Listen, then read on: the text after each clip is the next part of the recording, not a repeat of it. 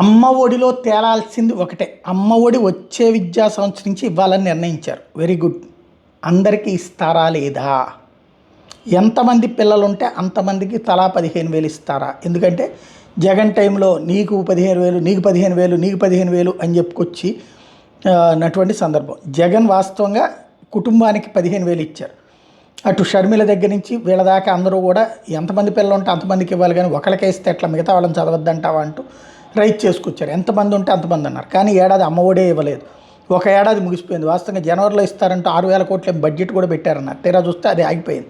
Maybe అది ఏమైనా విద్యాదీవెనకి మారుస్తారేమో తెలియదు. అది కూడా ఎందుకంటే చాలామంది ఫీజు రియంబర్స్మెంట్ ఆగిపోయింది కదా. అమ్మఒడి వచ్చే ఏడాది నుంచి అని క్యాబినెట్ నిర్ణయం తీసుకుంది. అప్పుడు మరి ఎంతమందికి ఇస్తారు? ఇంట్లో ఎంతమంది పిల్లలు ఉంటే అంతమందికి ఇస్తారా, లేకపోతే లిమిట్ చేస్తారా?